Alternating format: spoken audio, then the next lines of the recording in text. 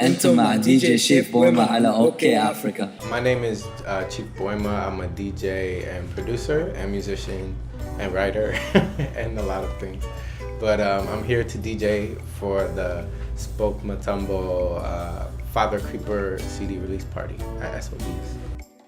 My first really big DJ gig was for opening for a band, so I got used to that kind of thinking.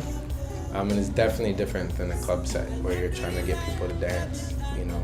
The main thing is this interaction with the crowd, whereas this is people tend to be watching you more, but you can get a little bit more creative in that space, I think. I identify as African, and identify also as Sierra Leonean. Like, I identify with nationally, but I also identify as American. I also identify as a mixed person. I identify as somebody who's living kind of between worlds. I don't belong firmly in any circle, but I belong to a part of all of them. And so I can have conversations between them.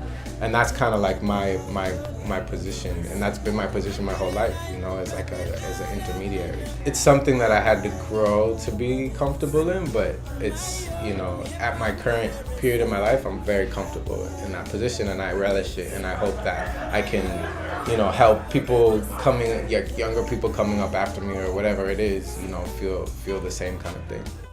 I did a remix album called African by the Bay, and that was really because, it was like my identity. I wanted to be like, I have these influences like hyphy music and like coupe décalé and like just pop music, club music.